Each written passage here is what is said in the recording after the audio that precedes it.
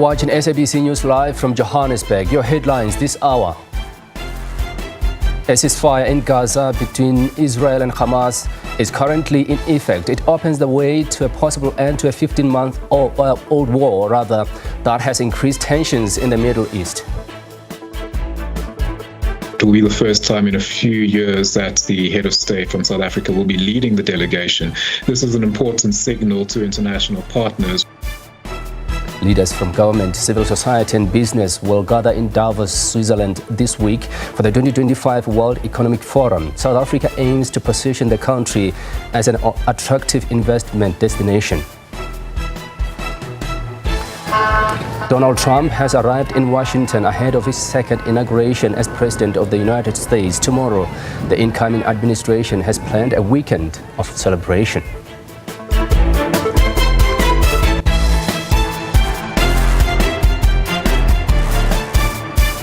A very warm welcome to the week ahead. We are live with you from SABC News Studio here in Johannesburg for the next 2 hours.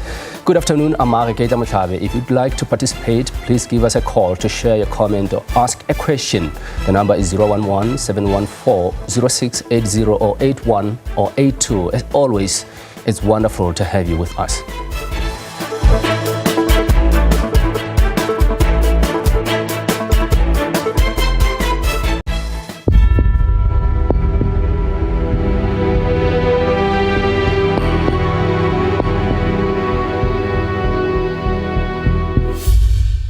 We start here. Israeli authorities handed over the names of the 3 hostages that will be released today. Earlier on, the Prime Minister Benjamin Netanyahu delayed the implementation of the ceasefire, demanding the names of those hostages. SABC News correspondent Sarah Cortes has more. 3 Israeli female hostages that are set to be released in less than 6 hours' time. We do understand now, according to numerous Israeli officials, that this list of the 3 women has just been handed over by Hamas. Still no official confirmation from the Israeli government that it actually has this list, but it was supposed to be provided 24 hours before this 4 p.m. local time release of these 3 people.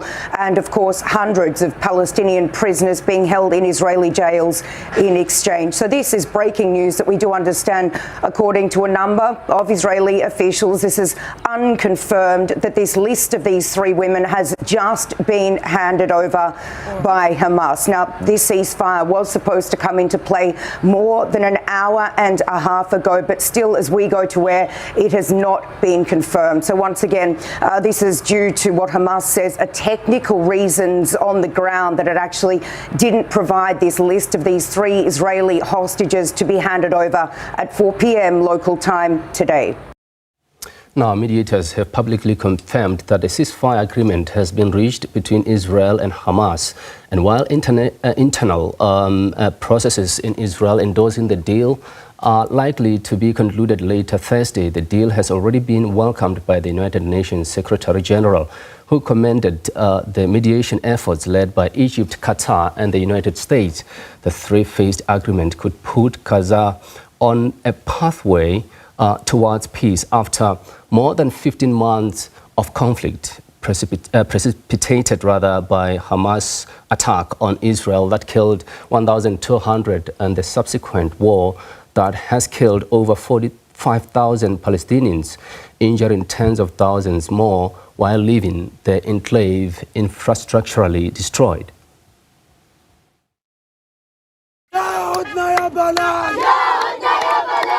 A deal reached despite Israel's final sign-off outstanding, but which is expected imminently. It gives us great pleasure in Qatar, Egypt, and the United States to announce the success of the joint mediation efforts and the fact that the 2 belligerents in the Gaza Strip have reached a deal on the prisoner and the hostage swap and announce a ceasefire in the hopes of reaching a permanent ceasefire between the 2 sides, as well as allowing the access of large quantities of relief aid to the Palestinian brothers in the Gaza Strip. The Israeli government will be taking the internal measures, after which the agreement will enter into effect on Sunday, January 19th. The exact timing will be identified later. Phase 1 of the deal would see fighting stop in Gaza for 42 days and the staggered release of 33 Israeli hostages over a number of days in exchange for hundreds of Palestinian prisoners held by Israel. Israeli forces would move out of populated areas to the outskirts of Gaza. Based on the successful implementation of Phase 1 and ongoing negotiations, a second phase is mooted when the remaining living hostages would be exchanged for an undisclosed number of Palestinian prisoners and the full withdrawal of Israeli troops from Gaza. Phase 3, likely only months later, would see the exchange of bodies of deceased Israeli hostages and Palestinian fighters, while the implementation of a reconstruction plan for Gaza would commence. During Phase 1, the Palestinians can also return to their neighborhoods in all the areas of Gaza, and the surge of humanitarian assistance into Gaza will begin, and the innocent people can have a greater access to these vital supplies. You know, during the next 6 weeks, Israel will negotiate the necessary arrangements to get Phase 2, which is a permanent end of the war. Let me say it again, a permanent end of the war. There are a number of details to negotiate to move from Phase 1 to Phase 2, but the plan says if negotiations take longer than 6 weeks, the ceasefire will continue as long as the negotiations continue. The agreement also welcomed by the United Nations chief, who had been calling for a ceasefire for months without success, that is, until now. The United Nations stands ready to support the implementation of this deal and scale up the delivery of sustained humanitarian relief to the countless Palestinians who continue to suffer. It is imperative that this ceasefire removes the significant security and political obstacles to delivering aid across Gaza so that we can support a major increase in urgent life-saving humanitarian support. The humanitarian situation is at catastrophic levels, and I call on all parties to facilitate the rapid, unhindered and safe humanitarian relief for all civilians in need. He also pointed to the broader political issues that existed before this latest fighting erupted on October 7th, 2023. This deal is a critical first step, but we must mobilize all efforts to also advance broader goals, including the preservation of the unity, contiguity and integrity of the occupied Palestinian territory, because Palestinian unity is essential for achieving lasting peace and stability, and I emphasize that unified Palestinian governance must remain a top priority. I urge the parties and all relevant partners to seize this opportunity to establish a credible political path to a better future for Palestinians, Israelis, and the broader region, ending the occupation and achieving a negotiated two-state solution with Israel and Palestine living side by side in peace and security, in line with international law, relevant UN resolutions and previous agreements, remain an urgent priority. A moment that could provide a sea change in the region.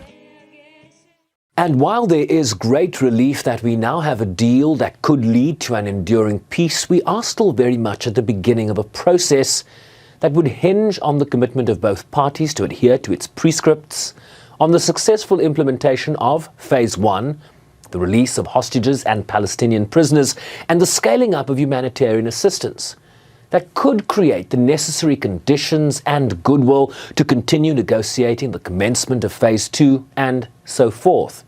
Put plainly, we still have a long way to go for this ceasefire to be a success. Sherwin Brycebees, SABC News, New York.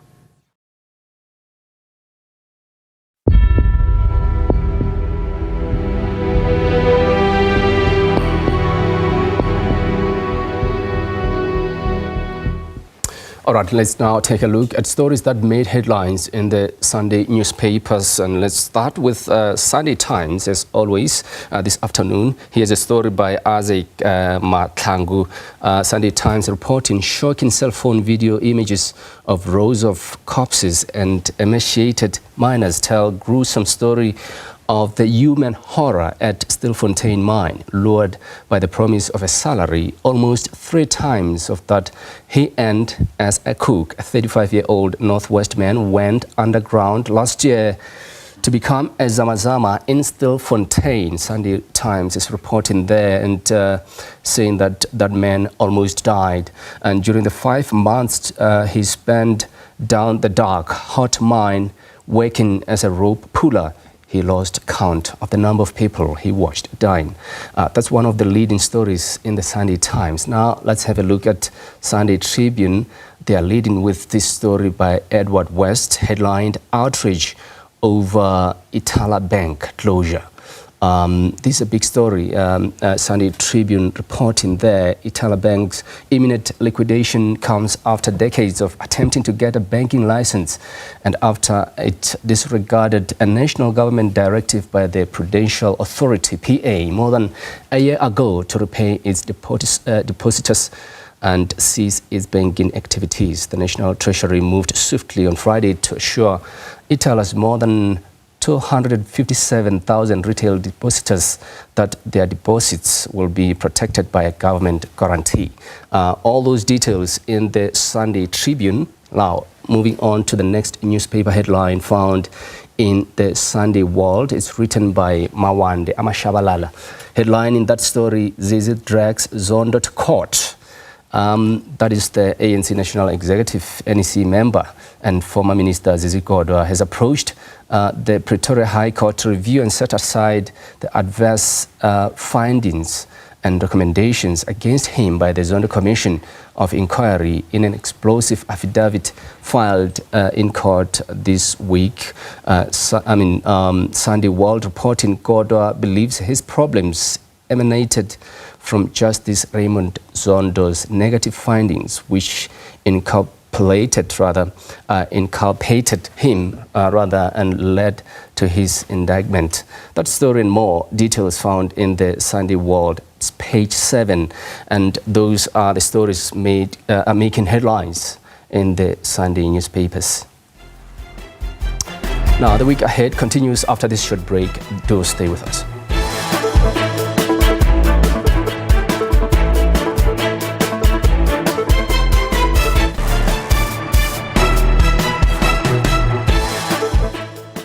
Welcome back. Provincial Police Commissioner Lieutenant Thembi Hadebe and Premier Dr. Popi Ramatuba have just briefed the media on developments regarding the alleged abduction and rape of 2 nurses at Gachweni Clinic. The incident happened about 2 weeks ago. The 2 nurses were allegedly abducted and raped by armed men who had earlier overpowered security guards. They overpowered the security guards. Matlazi Paladi is on this story and joins us live with the update. A very good afternoon to you. Matlazi, what came out of the briefing?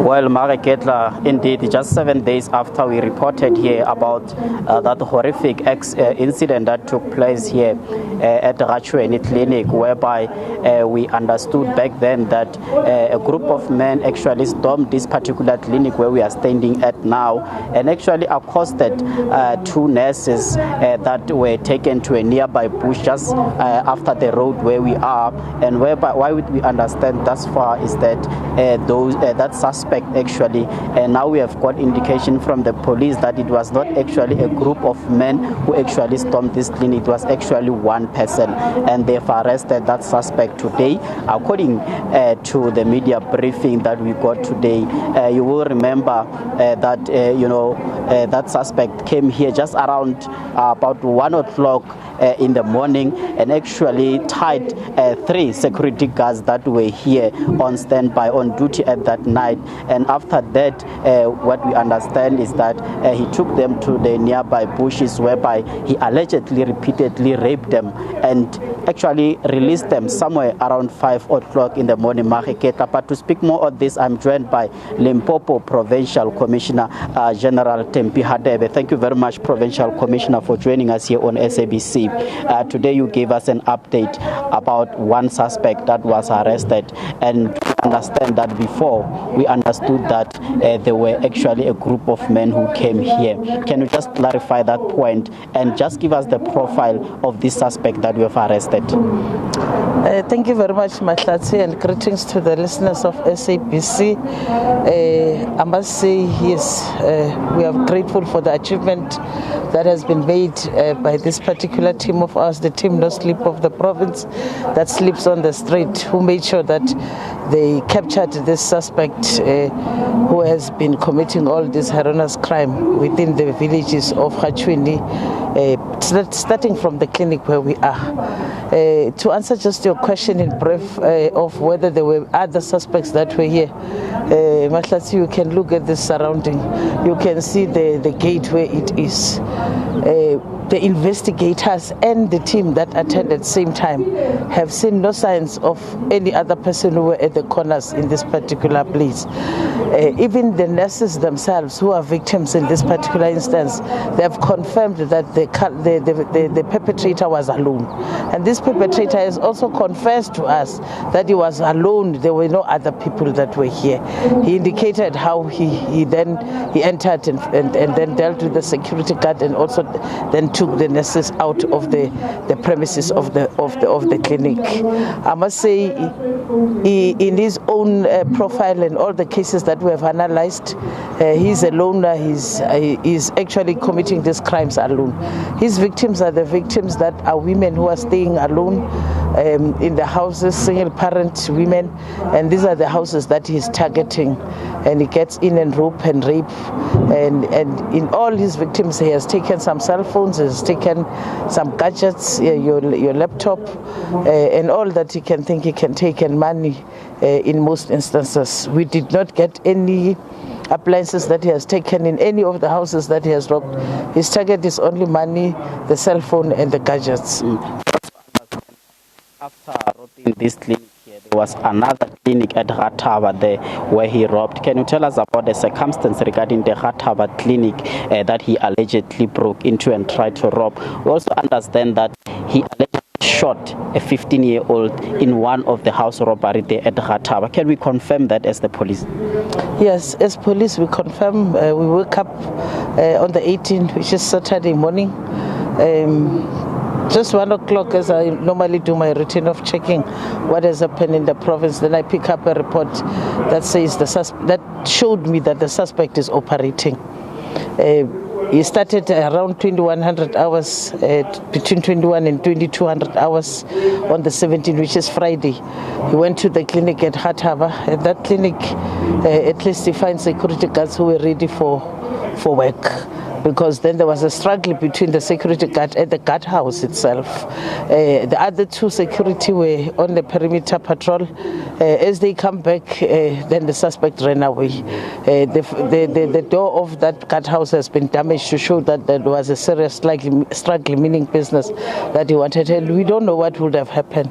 Maybe we would have experienced another incident similar to this one of this clinic, but safe to the security guards who lived up to the responsibility that we all expected them to discharge at a particular stage.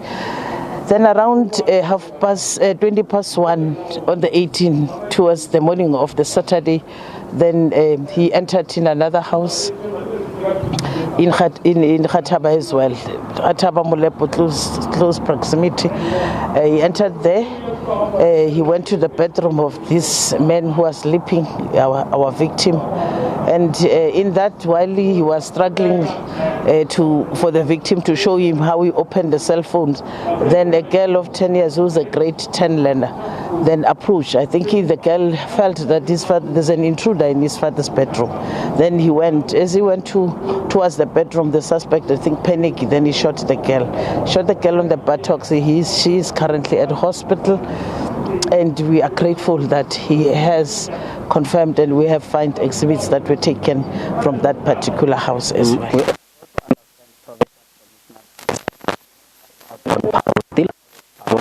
He committed these alleged heinous crimes.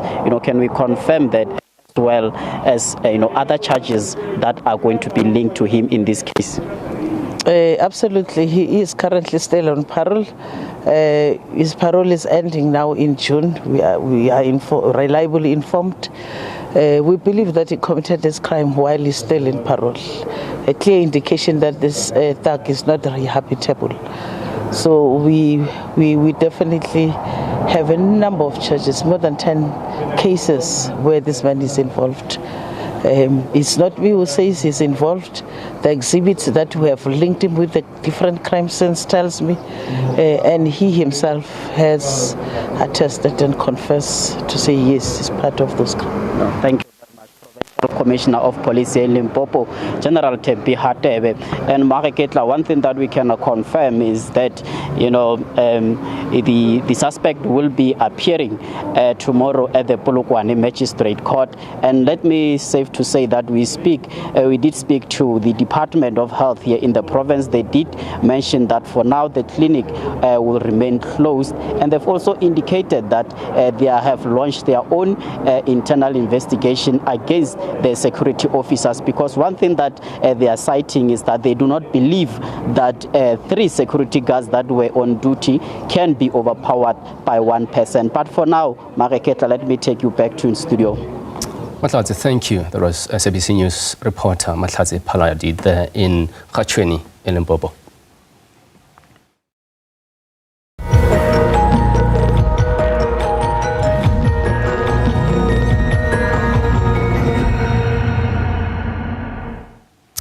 Now, to this is one of our special focus. The discovery of gold, diamond, platinum and other minerals in Africa was supposed to change the face of the continent. However, these minerals were extracted and exported to develop other countries. Many mining African countries are now left with disused mines that are being used to divide nations as the concept of Zamazama takes root.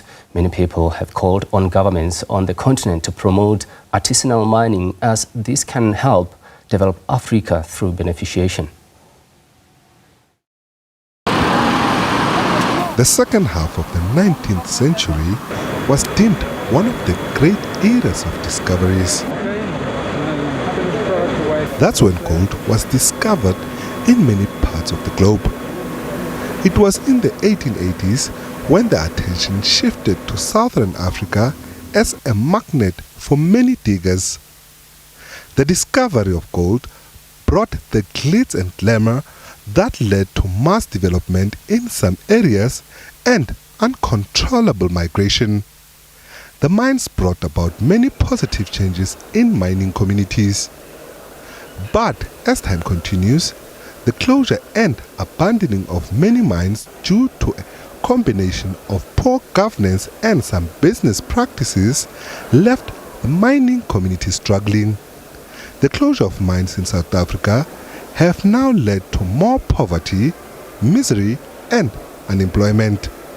Stilfontein is a case in point, a small mining town in the northwest that recently made headlines due to the influx of Zamazamas taking the opportunity to extract the remaining gold deposit from abandoned mines in the area. It was in August last year when the South African authorities went on a drive to curb illegal mining by closing abandoned mines through Operation Balumkoti. This saw authorities resorting to cutting off food, water and medicine supplies in an attempt to force illegal miners to come to the surface and be arrested.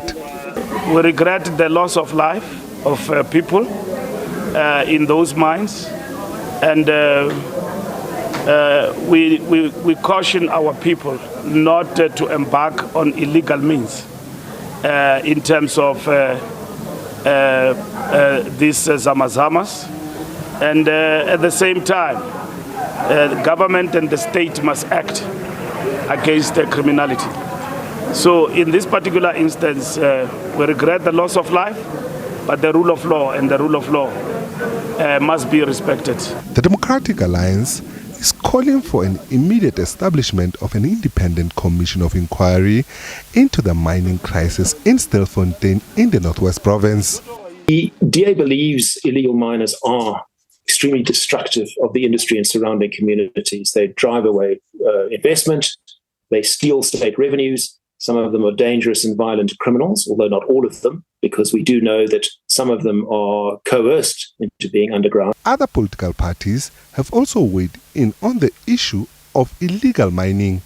This disaster is a grim reflection of the incompetence of law enforcement, the failure of intelligence services, and the dehumanization of black and undocumented individuals in South Africa. We must acknowledge the desperate circumstances that drive these individuals to make such perilous choices. Tragically, many have lost their lives in pursuit of survival.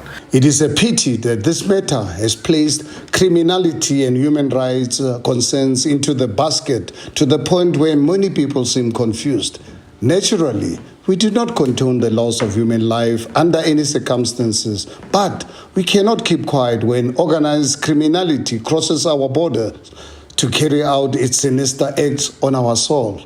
Political analyst Dr. Livaindo says the Stilfontein incident serves as a wake-up call that something needs to be done about abandoned mines in the country.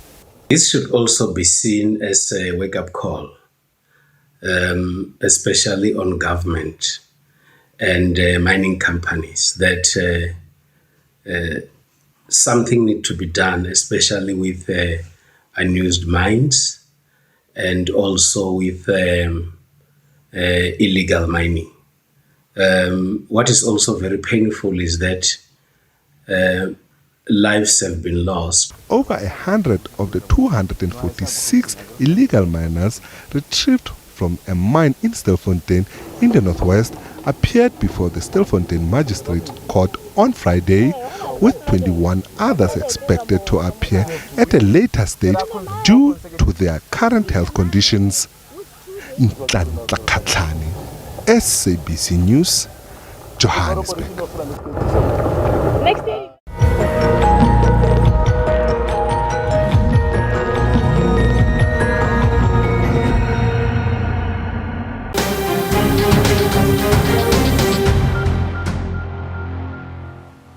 Welcome back. Leaders from government, civil society and business will gather in Davos, Switzerland this week for the 2025 World Economic Forum. South Africa aims to position the country as an attractive investment destination. President Cyril Ramaphosa will lead the South African delegation to the WEF for the first time in many years. The delegation, made up mainly of business and government, is expected to highlight South Africa's G20 presidency with a focus on innovation and inclusion to help address the country's economic and social challenges.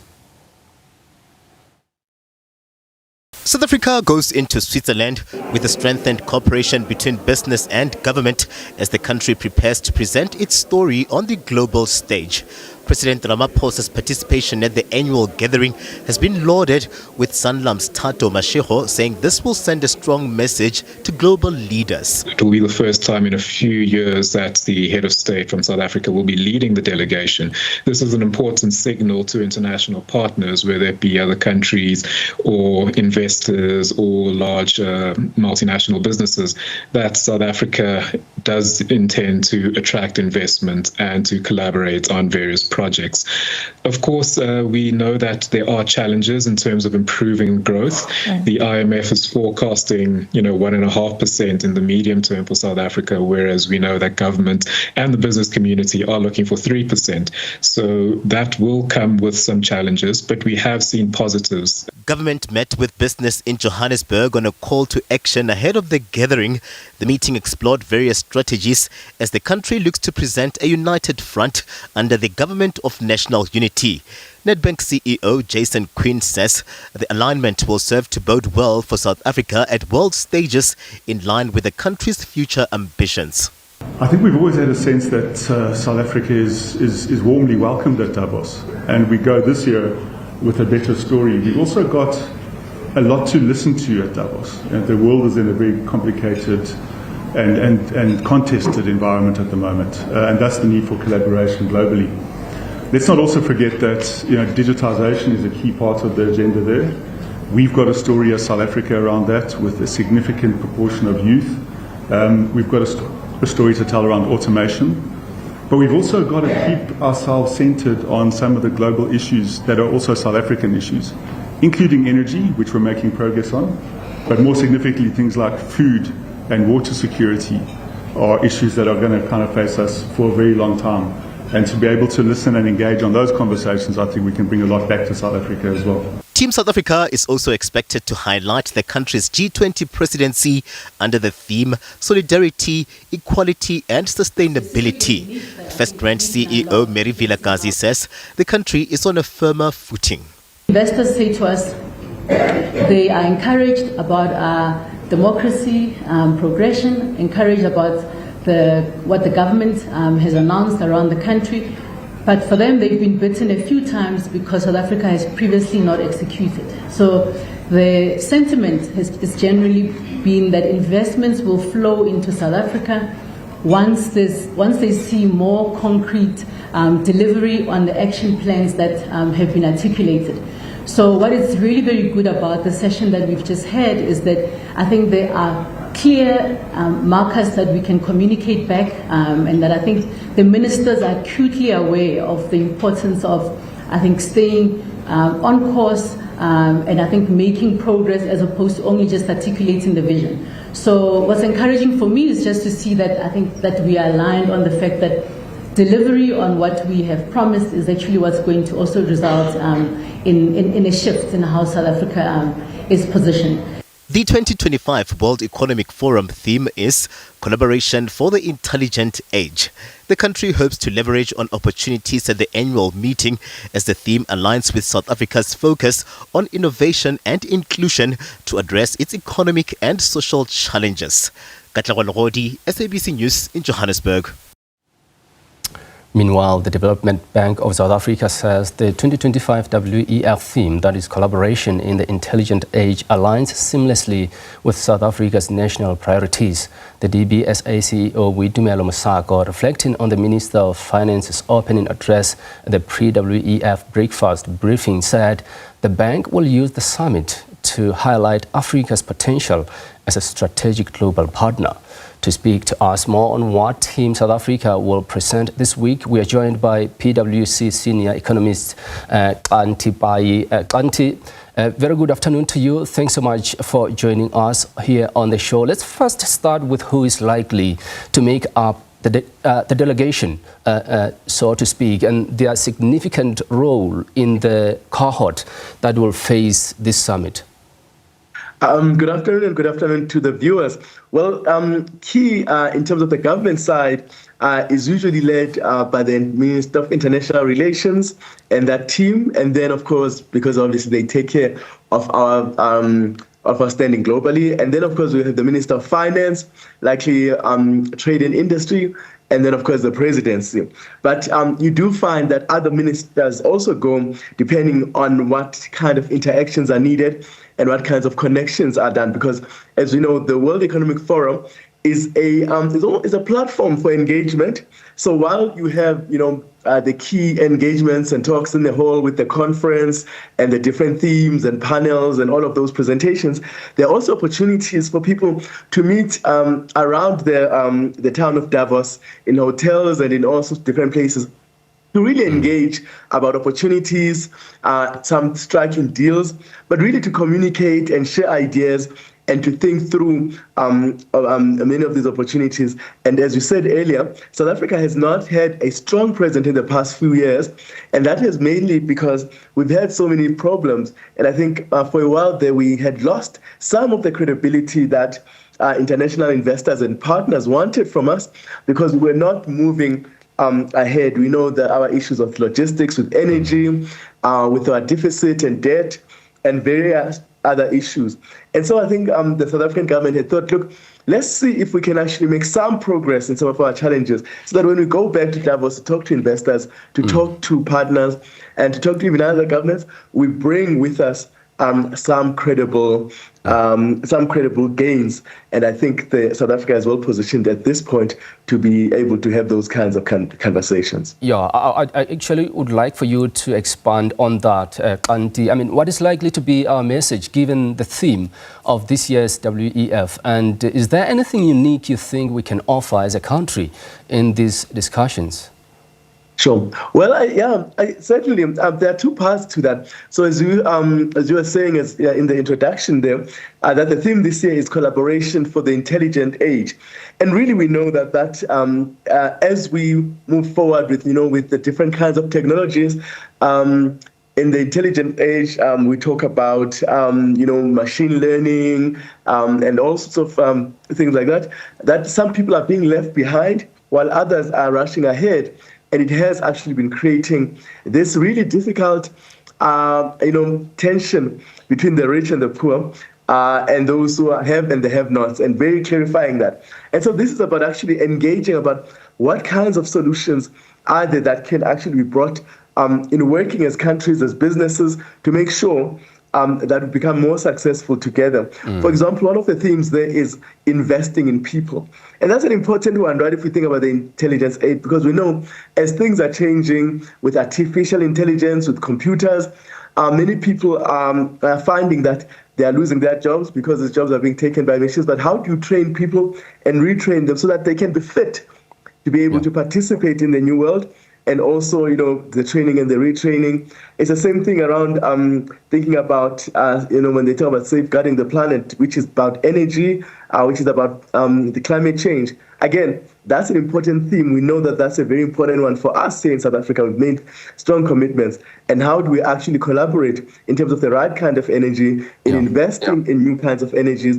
And again, inclusion, which incidentally, of course, is what you mentioned earlier, in terms of the G20. And so bringing all of those conversations together is important so that South Africa can actually be out there really signaling that we are ready, we are participating, and we are looking for partnerships, and we are looking for support and collaboration to be able to take these agendas forward. Thanks for raising that. But there's no doubt the investment community has seen South Africa in a different light because of the GNU, right? But is it enough to give impetus to the view that we can play a vital role in accelerating the industrialization and in-country beneficiation of critical minerals, for instance? It's a very good question. And I think there are two things here that have been important. We know, for example, we've had a very critical energy problem. And that is an important one for any investor, right? Because if we're talking about beneficiation, if we're talking about growth, talking about investing, you need a working energy system. And we've made some headway, as we know. We've been without load shedding for quite some time. But we're going to need more investment into energy and, of course, cleaner energies to be able to actually move us forward in terms of getting investment and also, of course, running the economy. So that's an important conversation, and a point South Africa will probably focus on to say, look, we are actually making progress and gains, and we are ready to take investment, and our country can actually serve and service our investors. Of course, also the issues around logistics, the Transnet challenge. Again, there has been some progress there, especially around working with private partners. Again, that signals to investors that South Africa, I guess, is open for business, and they are willing to collaborate with business and global partners. Again, that is probably a big message that is being taken forward into those platforms. So there are some progress, and then, of course, as we're saying, a stable peace environment, and a multi-party democracy. All of these things are things that will be sounding very, very good to the ears of investors. And again, South Africa carrying that flag to say, then come and work with us. Now, the thorny issue of job creation is a pressing global conversation. What seems to be South Africa's offering at the pre-WEF briefings here? Certainly, look, I think we have some lessons that we've learned about how difficult that is. And certainly we are probably the worst positions amongst many of our peers in terms of really the struggle. And certainly in terms of thinking about that the potential for it to get worse. I said earlier, new energies and new investment in energy may leave some other people behind as we switch between different energy systems. Again, as technology moves, we know we've got challenges with education and training so that people are struggling to be positioned in the new world. So South Africa is going in there, again, for these collaborations, this collaboration for an intelligent age is really to seek solutions, seek investment in order to drive that growth. I mentioned earlier, the mining sector is a key part of these discussions because we know, for example, that investors have been wary of South Africa given our legal framework and some of the challenges that many investors find in terms of how we think about mining and how we license it. And so it's about, again, those engagements. Our mining sector is open. We have progressed in the legal space, and we are actually becoming more and more open. Some of the challenges that were there, for example, water licenses and various other things that impact the progress in mining and mining extraction and beneficiation are all being sorted out. Again, another message they will probably be sending. All of this to say, please come and invest, give us your money, and we will, so that we can create jobs at home, but also create value for you as investors in terms of the return that you will receive in South Africa, and I guess the balanced growth that you are looking for. Yeah, Auntie, what do you think would be our interpretation of the objective of a people-centered agenda for the intelligent age? Yes, that's a critical one. Again, with the World Economic Forum, with so many people. So you find at the World Economic Forum, you don't just get businesses, you have thought leaders, you've got, NGOs and different kinds of partners, analysts and researchers, people who are really at the cusp of the big discussions.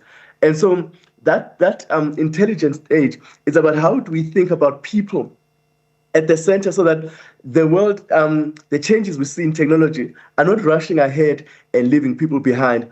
I think many times people are very wary because this has happened before, where there's progress in the world. We are progressing in mechanization, we are progressing in industrialization, but many people are being left behind, where you have this two-pace kind of growth between the developing and the developed world, and the rich and the poor. So it's very important to center people to say what is going to be ways and interventions that are going to allow people to participate in a meaningful manner and actually be part of this. Many people will say, for example, that artificial intelligence is coming and it's going to harm us. The question should be, how do you actually use this to support people? How do you take advantage of these technologies, of these progresses in technology to support people and to actually make sure that they can advance, whether it's the way that we learn, it's the way we do things, and how we simplify our tasks, and how we get more value and create more opportunity using this technology rather than to actually harm us.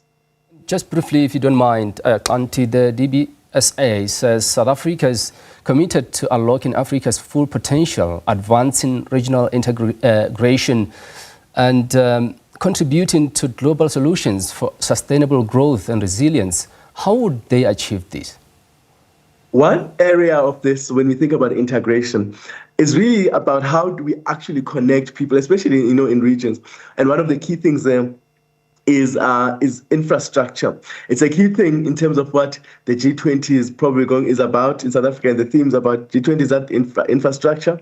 And certainly here at WIF, that's something investors are always talking about and wanting, obviously, to investing in infrastructure and ways to actually invest in infrastructure, because we know if you don't have infrastructure, you cannot integrate. We need telecommunications infrastructure, road infrastructure, networks.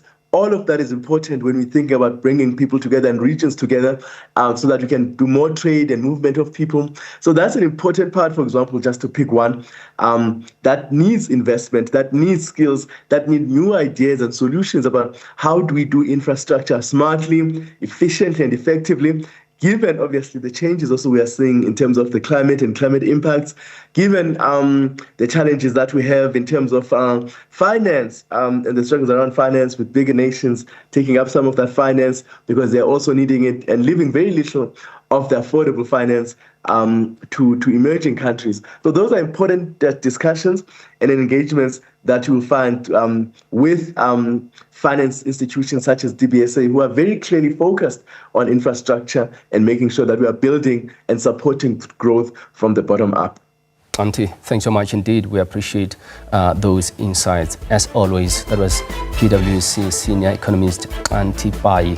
And we will definitely be back after this short break. Do stay with us.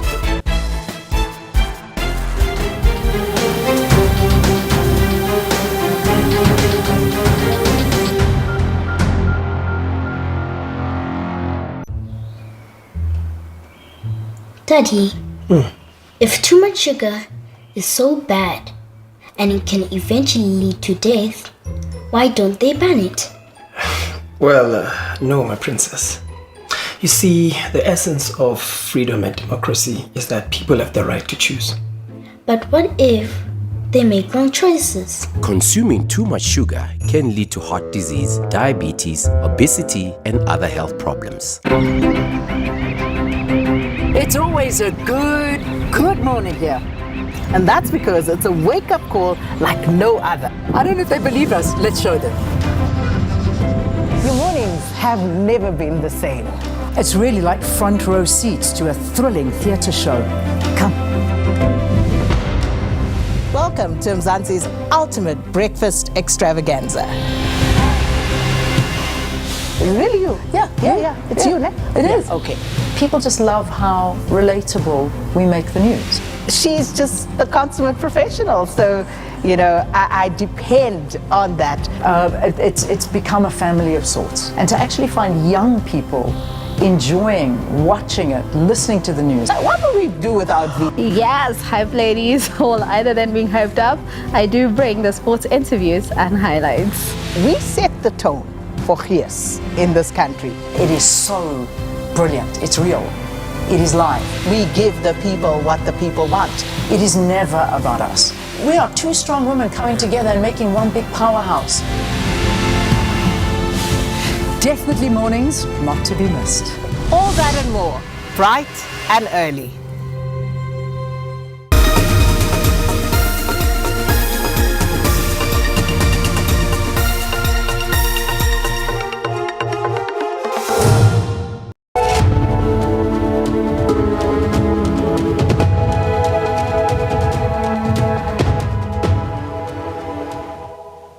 Welcome back and thanks for staying with the week ahead. Now, Donald Trump's inauguration on Monday will be moved to indoors due to cold weather.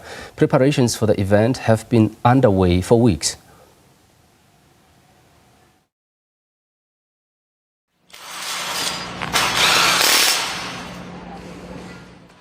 The nation's capital readying itself for Donald Trump's triumphant return after winning last November's election, a spectacle that plays itself out on the steps of the U.S. Capitol, the same place stormed by Trump's supporters after he refused to concede his election loss 4 years ago. Every 4 years, our city supports the peaceful transition of power.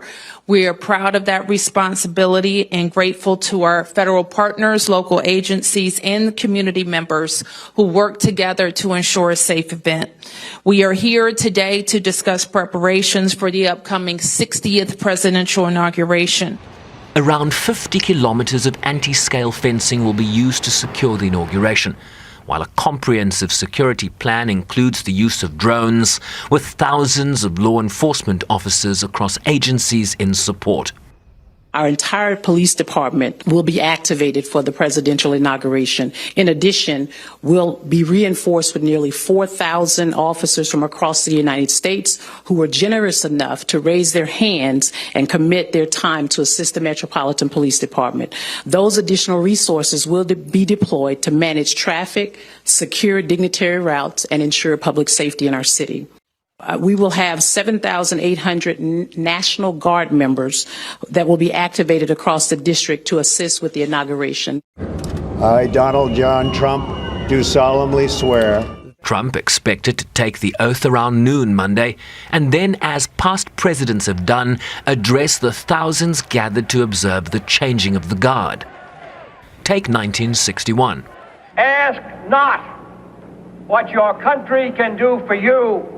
Ask what you can do for your country. Or 1965. Our nation's course is abundantly clear.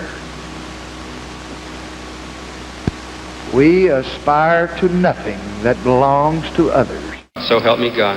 Or this from the longest-lived president in U.S. history, who died this past December, aged 100.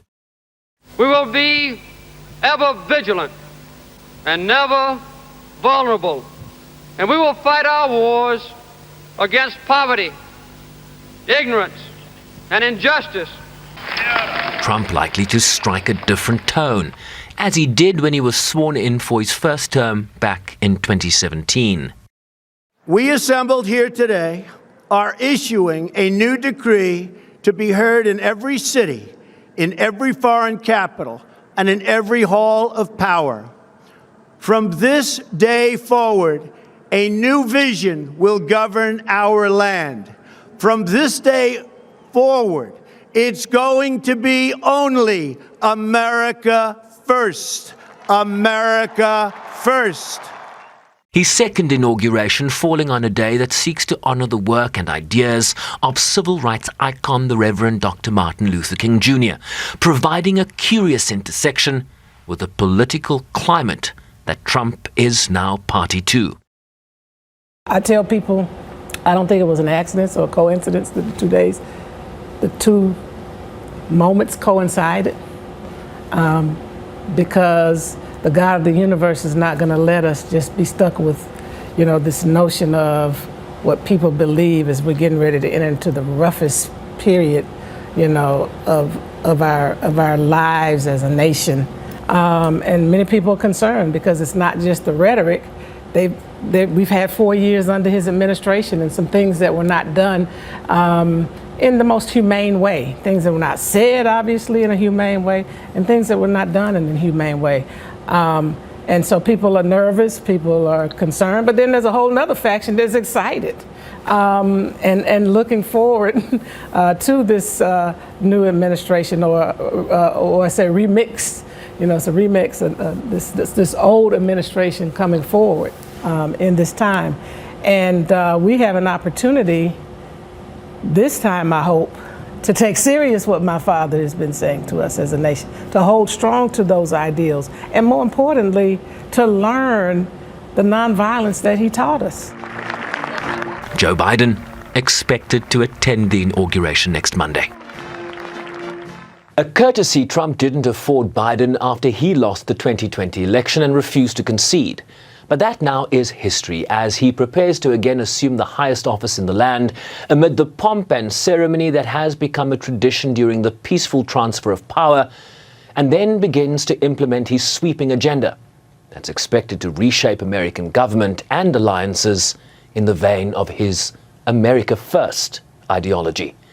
Shervin Bryce-Pease, SABC News, New York.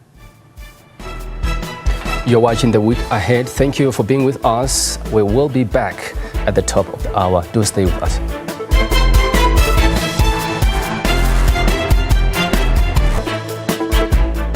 You're watching SABC News live from Johannesburg. Your headlines this hour. AmaZulu King Mrs. Zulu Kazolitini has called off his wedding to Nomzamo Myeni. The traditional wedding was expected to take place next weekend. To us, KZN and Gauteng are very important provinces. And you know that as much as the ANC have shared votes in all the 9 provinces, but we have lost Gauteng. We have lost KwaZulu-Natal.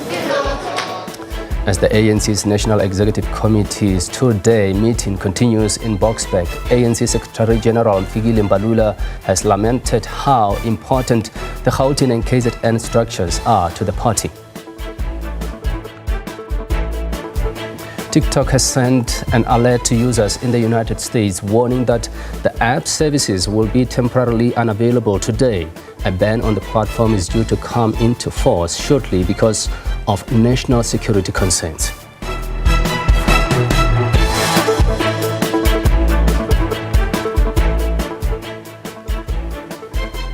Welcome to the second hour of The Week Ahead here on the SABC News channel. We are live with you from our Johannesburg studios. You are still welcome to participate in our conversations. Give us a call on our studio number is 011-714-0680 or 81 or 82. It's an honor to have you with us at this hour.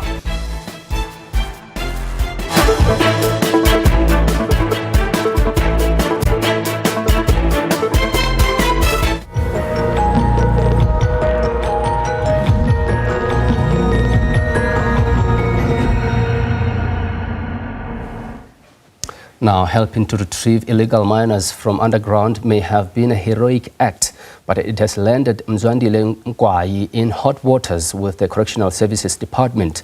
The department says he broke the terms of his parole by conducting media interviews without authorization. He and Mandla Charles are the 2 volunteers who went underground with a cage designed to retrieve illegal miners from underground at Shaft 11 in Stilfontein in the northwest. They managed to help retrieve 246 illegal miners who were still alive, but also endured the trauma of boarding a cage that carried 78 bodies.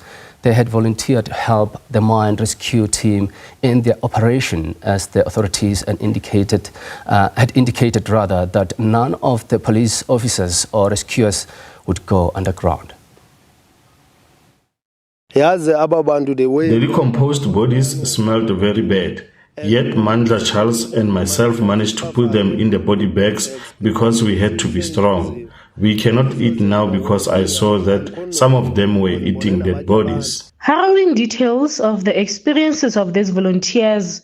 In less than a week after this interview with the SABC, Mqwayi has now found himself in hot water. In the interview with the SABC, authorities had promised to organize counseling for the two volunteers, something Mqwayi considered to partially.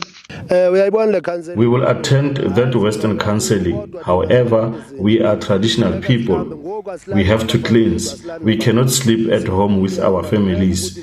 We carry this dark cloud because we move around with their souls. Mine Rescue South Africa acknowledged the pivotal role they played. I need to give credit to these two gentlemen that came to assist us. They were easily trained, they were eager, they did a hard job underground, and they assisted us greatly in getting all the bodies out and also the people alive. The Mqwayi family is distraught that their time with Mzwandile has now been cut short after he was arrested for conducting an unauthorized media interview as a parolee. He said he wanted to assist the community so that they can see he has changed. Now I'm shocked that he's arrested. They are the ones who allowed him to go underground and help. I feel like they were using him because just after the operation was completed, they arrested him. The family says this happens as he's trying to change.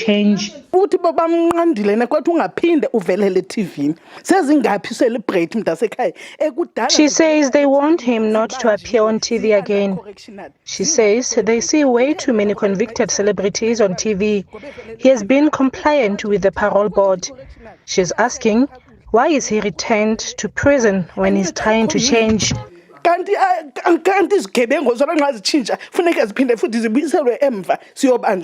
The family says he did not get the promised counseling. He did not get counseling other than going back to prison. He is traumatized. He cannot sleep at night because of the corpses he saw underground. I didn't get a chance to spend time with him because all along he was being busy at Tusa community and all, and it's very painful because I cannot memories as banabahai. In a statement, the Correctional Services Department says Mqwayi violated his parole conditions.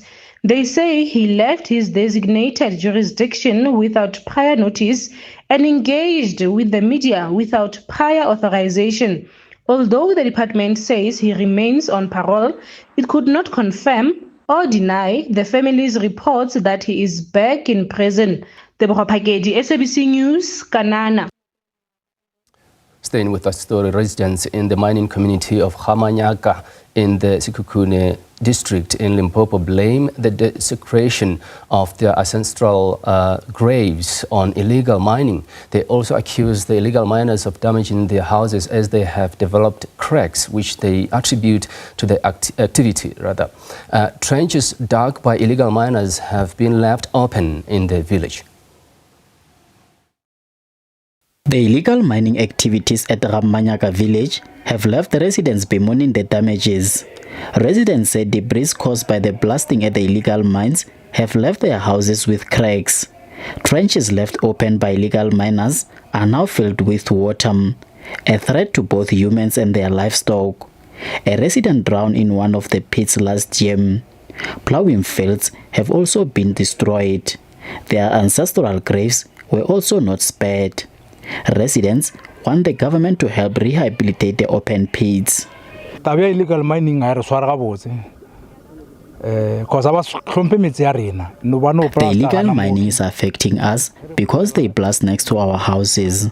Police are not assisting us because they take bribes.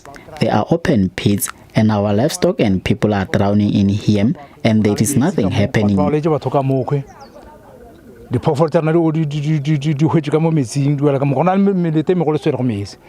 Of which I want to do Our ancestral graves have been destroyed. Our farms have also been destroyed. We cannot farm anymore. When I try to farm, they don't fall on us.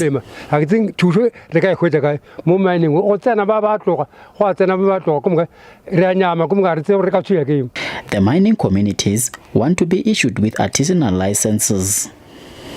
Already apply and then we pile all the forms to application forms to DMRE. They say we must wait for the result. When they came with the result, they just respond us by the letters. They just say rejection. They don't mention the reason. The other thing, the very painful thing is this community of Ramanyaga. This community was mining here for a very long time and then they had a permit. So they only realized when the soldiers and the DMRE come here, they say they are mining illegal. The mining communities were, however, benefiting from the illegal mining activities. They used to make a living by allowing the illegal miners to mine chrome on their backyards. The communities now pleads poverty as the government clamps down on illegal mining. We want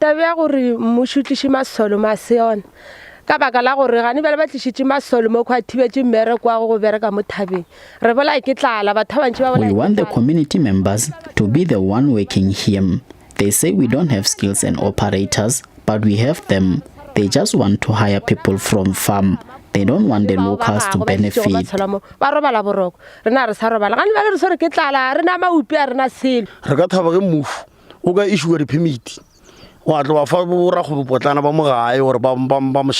the government to issue us with licenses, especially small businesses and traditional authorities. We have been mining here for a very long time. We want the permit so that we can mine for ourselves. Police have arrested more than 900 suspected illegal miners since December last year to January this year. Heavy mining vehicles have also been confiscated.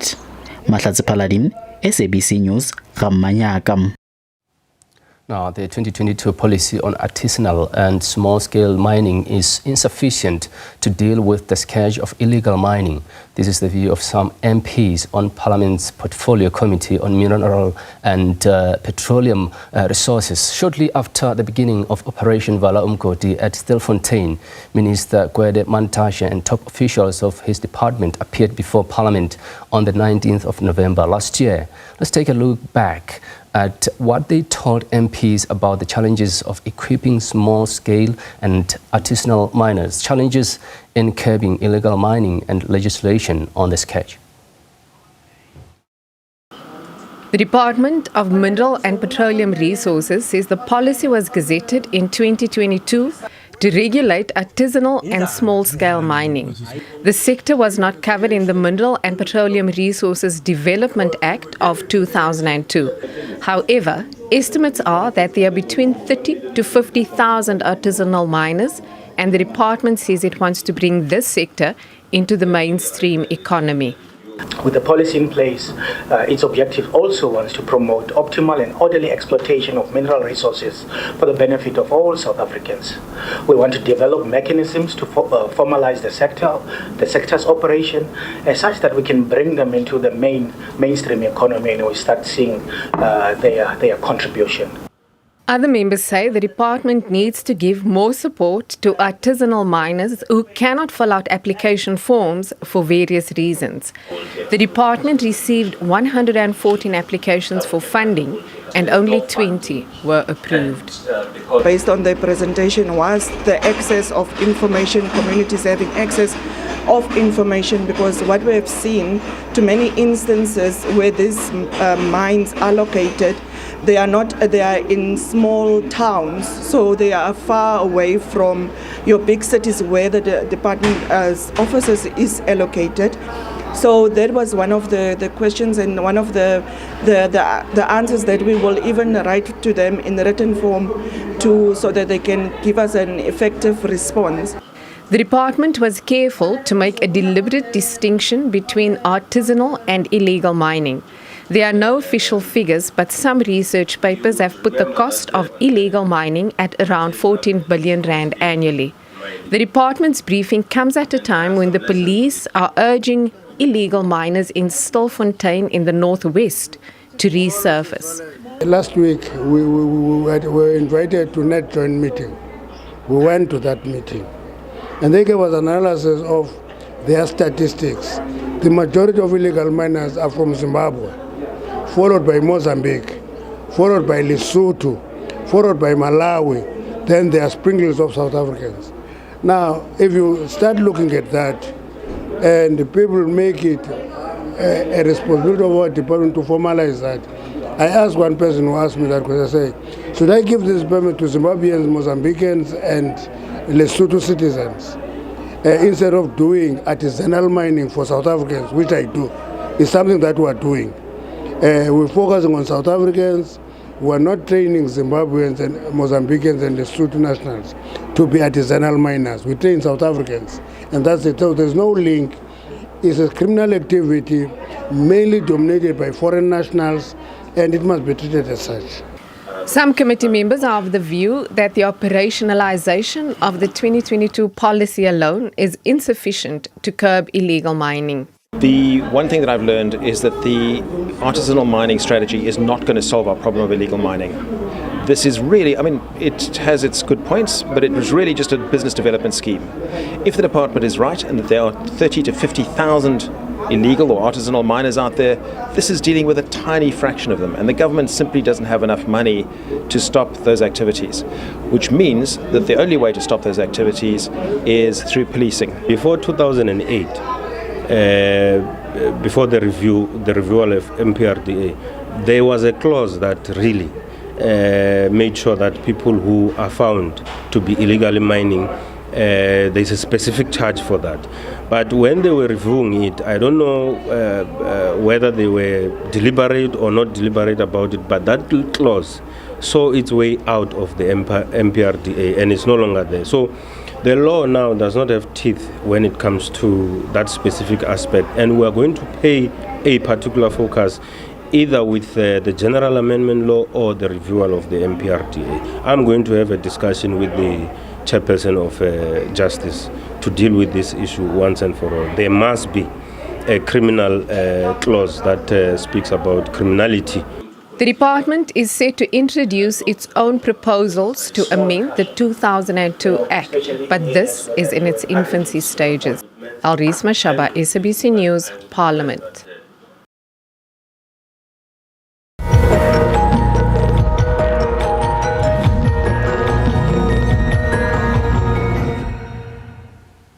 Now, there's just a lot to unpack in the AmaZulu Royal House this week, isn't it? AmaZulu King Misuzulu Gazoletini has called off his wedding to Nomzamo Myeni. The traditional wedding was expected to take place next weekend. In a statement released by King Misuzulu, he says it has become necessary to terminate all associated arrangements. King Misuzulu has also instructed the KZN provincial government to withdraw all benefits and security details previously assigned to Myeni. The reasons for this decision have not been communicated. King Misuzulu has also fired his spokesperson, Prince Simpiwe Zulu of Kwaminya. Meanwhile, the AmaZulu will also commemorate the Battle of Izandlwana this week at Ngutu in northern KwaZulu-Natal. Now, for more, we now bring in cultural expert Professor Musa Zulu. Prof, a very good afternoon to you. Thanks so much for joining us. Quite an eventful week for the AmaZulu Royal House this week, but perhaps let's begin to talk about what all these developments in the span of a few days mean for the stability in the Royal House. Well, good afternoon, Mark. Good afternoon to your viewers and all fellow South Africans. Maybe I should say it started in December with the firing of the traditional prime minister. And then after that, there was the divorce case. And then there was the announcement of this wedding, which has been called off. And then, of course, there is the issue that you spoke about with regards to Prince Meyiwa. But also there was this other hanging matter of Ingonyama Trust, which fortunately is protected by the laws of the land. So maybe what has happened to all these others could easily have happened because His Majesty, outside of the laws of the land, when he practices his traditions, he can do anything anyway, the way he likes it, and it is allowed. But the Ingonyama Trust is protected by the laws, so there'll be no problems there. Now, let's come to this 1 week now. This 1 week, tomorrow was supposed to be a court case brought to court by Queen Kamaisela. Let me emphasize that the king is only married to Queen Kamaisela and to no one else. So Ms. Nomzamo Miene was not yet married to the king, and I don't know how the provincial government came to a conclusion that she could be provided with security as if she was a queen, because she was not a queen. Her love with the king, His Majesty, had not been perfected into a wedding, and the performance of either a civil marriage, which would not have happened, or a customary marriage, which also would have been a problem. And then, of course, the firing of Prince Meyiwa all happened in this week. What I think is happening, I think the king is preparing to usher in a new team to surround himself with. And we could know that by Wednesday, when they go to Isanlwana to commemorate the 1879 Anglo-Zulu War. That first battle that happened there on the 22nd of January in 1879 will be commemorated. I am expecting the king to make some drastic announcements from there, ushering in a new team, maybe for 2025 and so on. But it ultimately looks like the kingdom and the kingship is very unstable.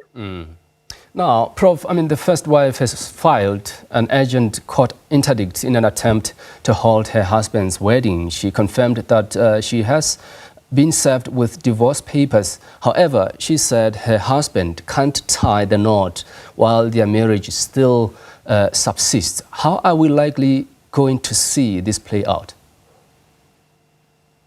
Well, she's correct, because in terms of the Recognition of Customary Marriages Act, as well as the 1961 South African Marriages Act, the Recognition of Customary Marriages Act is 1998.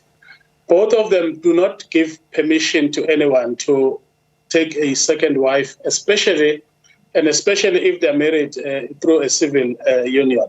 Now, Queen Kamaisela is married to His Majesty through a civil union. The king would have to divorce her first before he can take on a second wife. If he wants to take a second wife informally, he still has to negotiate with Kamaisela and has to write a kind of separation of his assets before such a marriage can be recognized. But it would be very difficult, if not impossible, to register such a marriage with Home Affairs, seeing that the king is married through a civil marriage, and I think through in community of property. Now, her story was supposed to be heard tomorrow. She can still go to court and say it's no longer urgent, but she wants to protect herself and her children in case the king decides to go and take yet another lady and say he's marrying her. Until that marriage she has with the king, she remains protected by that, and the courts will rule on that at the right time.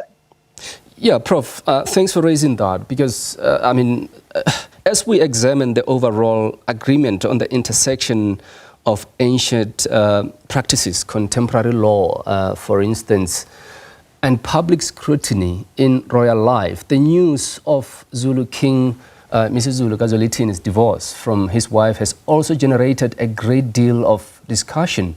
Why is this?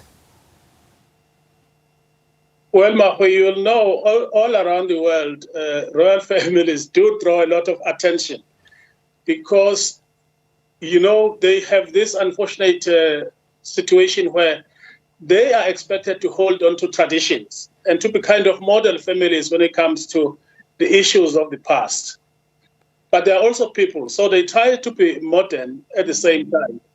And all that is there eventually is that situation will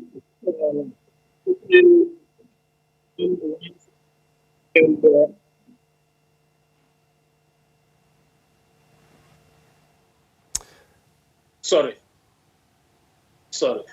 Yeah, you can go ahead, Prof, if you've managed to reconnect. Yes, I am in.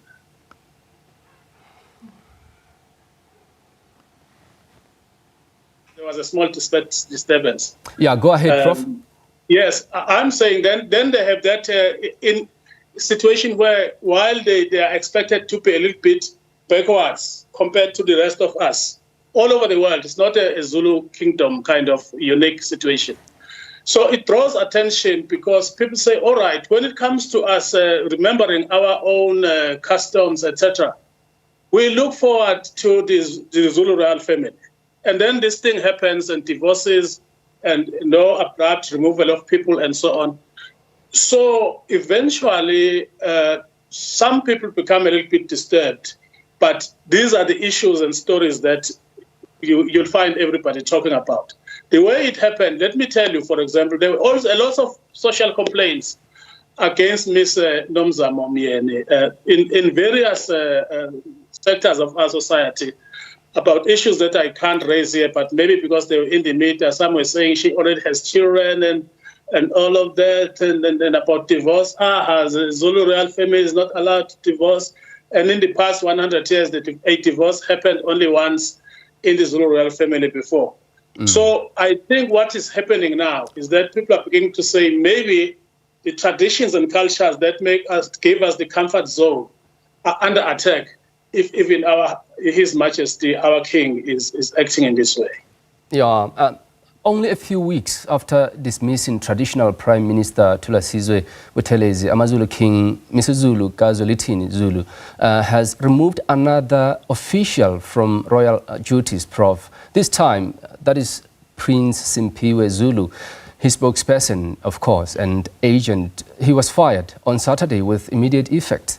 Is this a good time, considering all the other things taking place? No, it is not a good time. It is not the best of time, but it's also not the worst of times. As I said earlier, I think the king is preparing to usher in a new team that will support him in 2025. He got tired of the old. This would be maybe in the past 3 years, 2 years since he has been king. This would be maybe third or fourth team that has supported him. He does have tendency to remove people quite easily. It's also, when I say it's not the worst of times, it's because I think he's got a plan, another plan. But also it could be the worst of times because he's also having some very serious opposition within the Zulu royal family. And I think his opponents are busy trying to take all these notes that they want to motivate that he's not fit to be a king of the Zulus, and he's actually taking away the dignity of the Zulu kingdom. And they could use that in their arguments in court. And Prof, I know this is one story that you've been watching closely in recent days. Do we know so far why the wedding to Nomza Momieni was called off?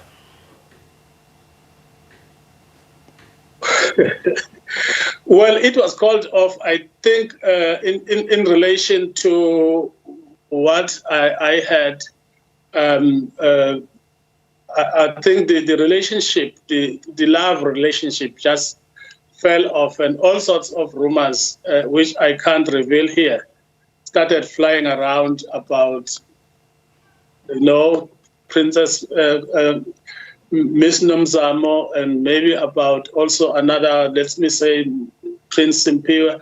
There are all sorts of things, and people like to discuss things informally.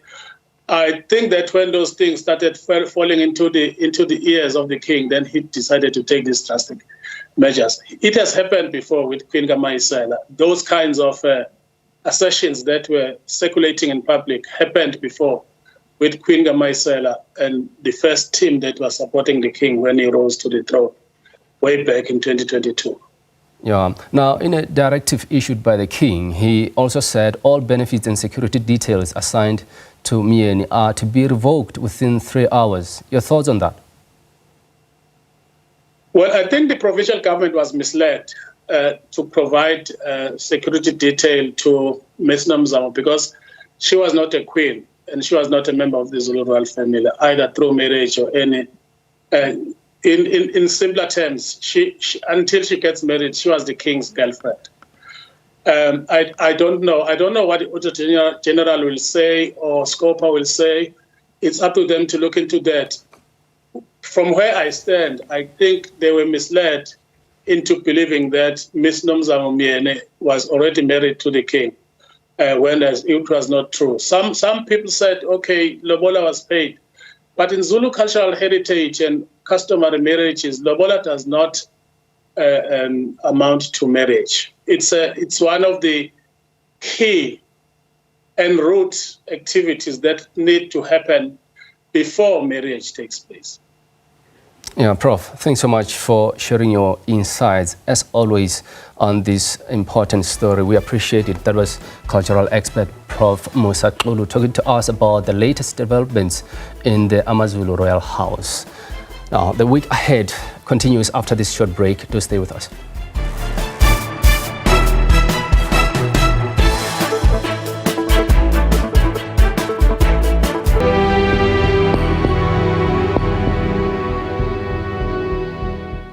Welcome back. A ceasefire in Gaza between Israel and Hamas is currently in effect. It opens the way to a possible end to a 15-month war that has increased tensions in the Middle East. For more, we now bring in SABC News reporter Kaelihle Khumalo. Kaelihle, thanks so much for your time. Let's start here. I mean, the causes of delay. What led to Hamas missing the hostage deadline, and how will this impact the ceasefire negotiations? Well, thank you so much for having me. So from the point of view of Hamas, they say the delay was purely just caused by the technicalities on the ground, especially because it's a very fragile ceasefire, and quite a lot of negotiations were held in Qatar, where Egypt and the US were very effective in making sure that we see the culmination of this particular process. But so far, I think from the two parties, I think there's a clear commitment to make sure that the ceasefire does hold.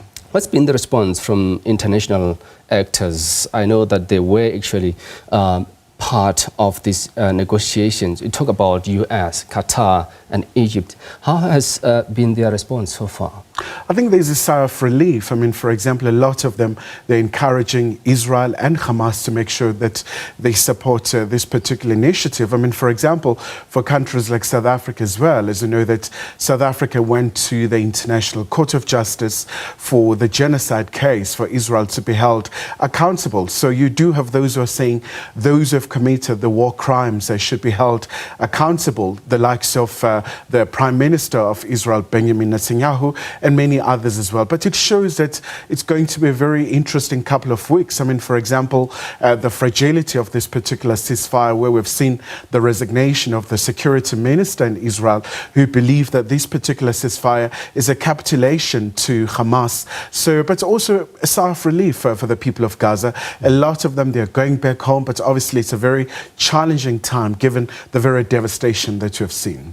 Are there potential obstacles, though, to a lasting agreement? Do we know any? It's still going to be a very tough one. I mean, given the fact that this is going to be a very lengthy process. Obviously, we do understand that at 4:30 local time here in South Africa and also in the Middle East, that's when the 3 hostages will just be released and taken out from captivity.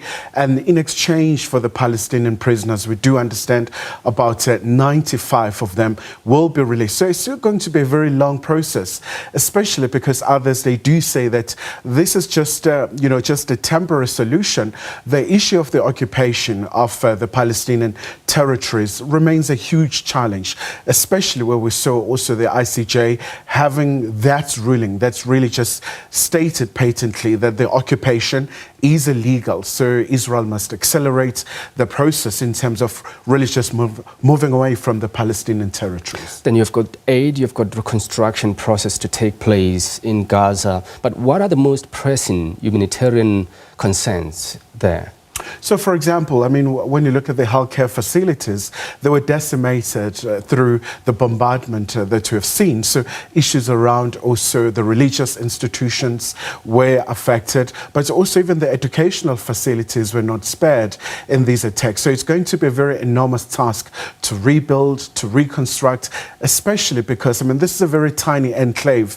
It's about 2.3 million people in Gaza, and really just making sure that they get on with the business of reconstruction is going to be a very massive task. But already you have the donations that are coming through, and also you have the aid trucks waiting in Rafah between Gaza and Egypt, really just waiting to make sure that the aid gets in.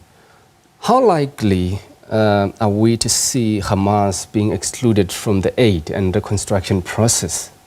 I suppose that's going to be a very tough one because, I mean, with all the processes that we have seen, where at some point Israel was very restrictive in terms of the aid that was getting in, because they were saying at times Hamas, you know, they want to use the aid for themselves and not really just giving to the civilians. So that's going to be another challenge really facing this process. But there has been a very clear commitment to make sure that for this ceasefire to really hold, all the parties must really adhere to the preconditions. Do we know if Israel is likely to withhold its security, in Gaza at this stage? Are they going to be staying there?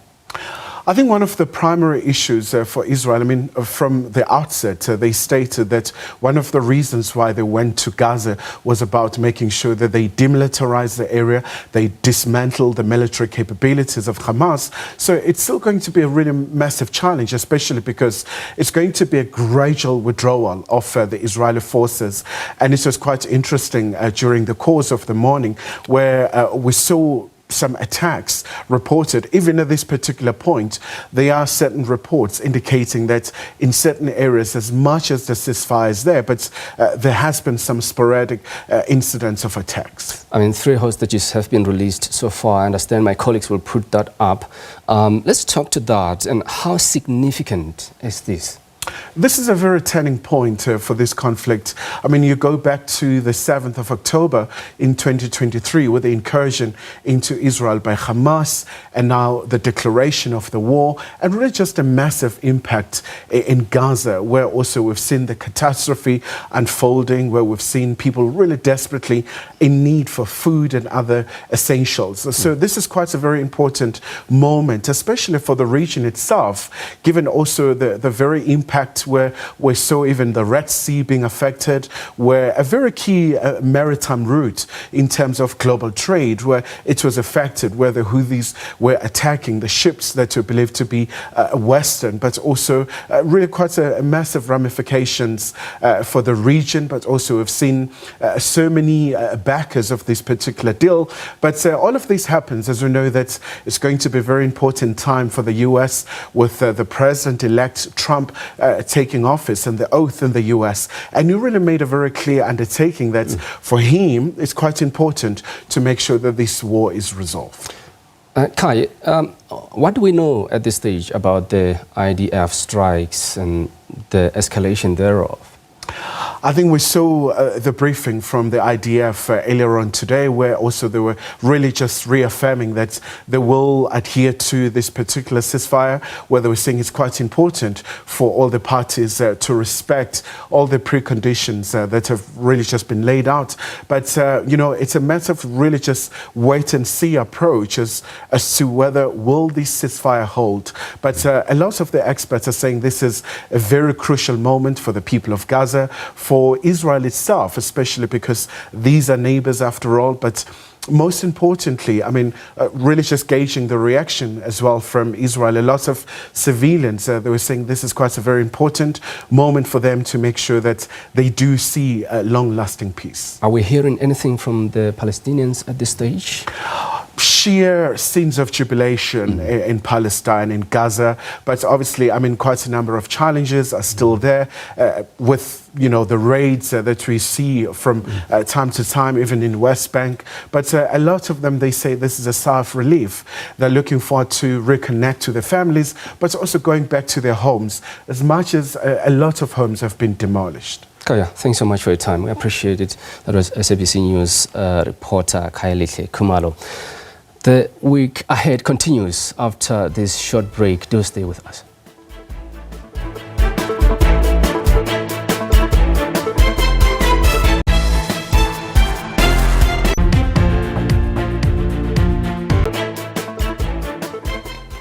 Welcome back. The ANC National Executive Committee is holding robust discussions on the fate of provincial executive committees, particularly in KwaZulu-Natal and Gauteng.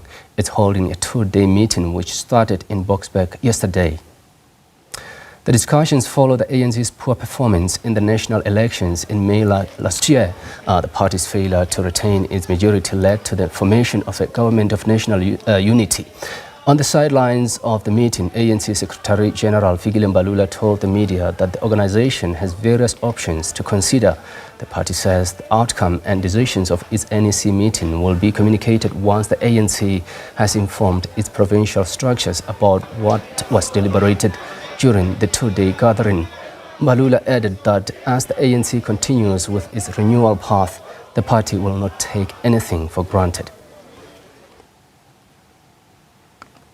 Now, the Senzo Meyiwa murder trial resumes in the Pretoria High Court tomorrow.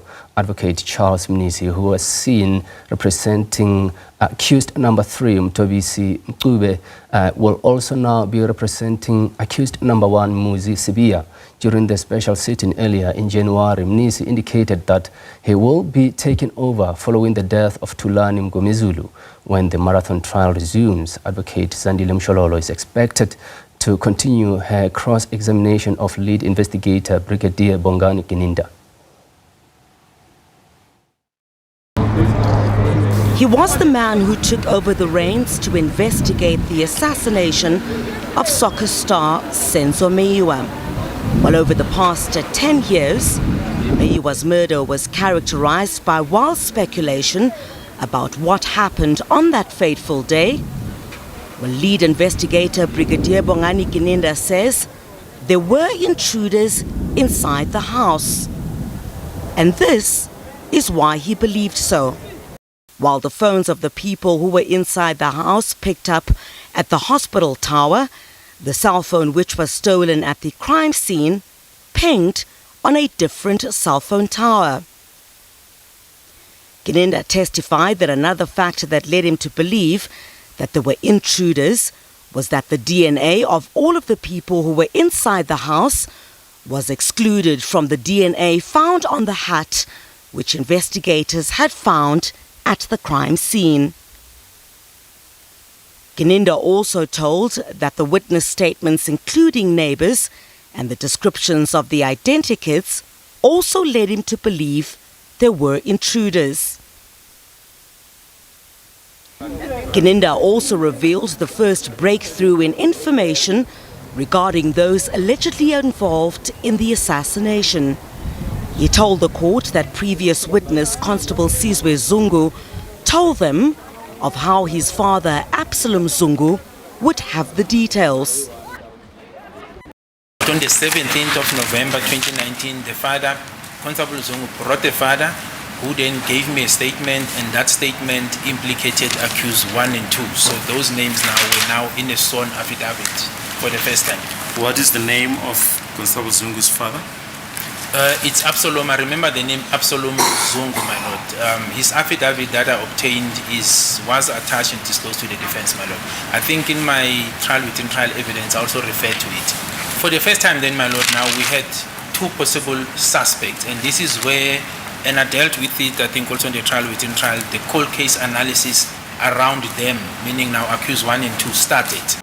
And how Absalom Zungu, who deposed a statement in 2019, sourced his information about the alleged involvement of accused number 1 Muzi Sibiya and accused number 2 Bongani Ntanzi from Ntanzi's own relative Mpekiseni. And then, as investigators tried to piece together one of South Africa's most publicized murders, cell phone downloads would be amongst the places they would look. One of the pictures of a plastic bag containing stacks of money, which was discovered on accused number 3 Mthobisi Mncube's phone, was also found on Longwe Twala's phone. Well, this is the same picture which the court previously heard was also found on the phone of Meyiwa's then-girlfriend, Kelly Khumalo. Well, just as Gininda continued on the stand, Thulani Mngome Zulu, the lawyer representing accused number 1 Muzi Sibiya, fell ill, prompting proceedings to be adjourned. As proceedings had to continue in Mngome Zulu's absence, the High Court in Pretoria heard that it was accused number 2, Bongani Ntanzi's confession, that blew the lid on the other accused and changed the course of police's investigation. He admitted that he was involved. He implicated accused number 1, 3, 4, and 5. Further mentioning my recollection, my lord, Mrs. Kelly Khumalo as the trigger point or the person who hired them to kill the deceased. I further recall the vehicle, the mention of a VW Polo being mentioned, my lord, by accused number 2 as the vehicle that was used during the commission of this offence.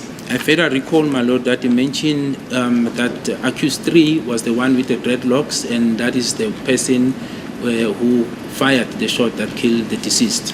He further placed the role, my lord, of each accused. Then Gininda dropped a bombshell that Meyiwa's then-girlfriend Kelly Khumalo was the 6th suspect in Meyiwa's murder. Well, this has 2 confession statements by accused number 1 and number 2 finger Khumalo as the mastermind. Currently we have, before standing and sitting before this court, 5 accused persons, and in the statement it says 6 suspects actively participated in the planning and execution. Who is the 6th suspect? It's Miss Kelly Khumalo, my lord. Remember this statement, I was applying for the warrant of arrest for Miss Kelly Khumalo, so she would have been the 6th suspect. This one, at that time, we already arranged. They'd already made their first appearance, so this was November. So I was now moving towards Miss Kelly Khumalo to be added. And while Gininda says a warrant for Khumalo's arrest was not authorized, he believed that she should be charged, but prosecutors felt further investigations needed to be done.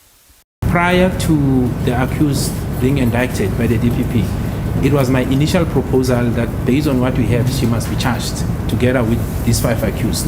But it was clear on our interaction that from the prosecution side, there's further investigation that must be done. That led me to this statement 225 that Mr. Ramsipil is going through now, my lord, where I then came to say this is the further evidence that we have now collected, the cell phones and so forth. But as I said, it was a procedural-driven investigations. It was provided what I have, the application, and through the discussion, I was advised to hang on to it at that stage, my lord. With Gininda also repeatedly describing Kelly Khumalo as the trigger point, was there any proof of bank transactions between her and the accused? How much was paid? My lord, the amount that I can recall, for example, with accused number 2, he says he was given 15,000 first. That's accused number 2. Okay. Insofar, and you'll find it in Exhibit HA and JJ. And then subsequently, then he was given 30,000. So if you conclude that amount, it goes to 45,000. I think accused 1 also in his confession indicates the amount he received. I just don't know. I don't recall the exact numbers, my lord. But insofar as accused number 2, I do recall that it comes to a total of 45,000. And who paid these amounts? Do you know? My lord, it is clear. It's indicated in Exhibit JJ. Accused 2 indicates who gave him the money. The balance was given by accused number 5, the 30,000 to accused number 2. Who was the source of this amount or the payment? It was the accused, my lord, because I'm dealing with evidence. The accused paid the other accused. That's the evidence that we've got. But the indication is that the contractual or the sparking point is Ms. Kelly Khumalo. Is there any chain of money from Ms. Kelly Khumalo to the accused? No, not electronically, my lord. There's no electronic evidence. In other words, money being transferred from her bank accounts to the accused. And just as the trial was due to break for recess, shocking news. Tulani Mngome Zulu, the lawyer for accused number 1, Muzi Sibiya, who was due to begin cross-examination after Mshololo, passed away. So a further delay in the widely publicized Senzo Meyiwa murder trial has been averted. Advocate Charles Mnisi, who has been representing accused number 3, Mthobisi Mncube, will now also take on accused number 1, Muzi Sibiya, as his client. So Mnisi, who has been part of the trial and is appraised with all the evidence that has so far been led before court, says they're just ironing out the finer details regarding the representation of his new client. The trial resumes on Monday, with advocate Zandile Mshololo expected to continue her cross-examination of lead investigator Brigadier Bongani Kininda. Crisalda Lewis, SABC News in Johannesburg. Now, TikTok has sent an alert to users in the United States warning that the app services will be temporarily unavailable today. A ban on the platform is due to come into force shortly because of national security concerns. However, Donald Trump has said he'll probably seek to delay the measure for 90 days once he takes office. TikTok has said it's going to go dark today in the US. This means it won't be illegal to have TikTok on your phone, but you won't get updates, including new features on your phone. App stores will also not be able to store TikTok. Apple and Google are concerned that they might be hit with hefty fines if they are still allowing people to download it.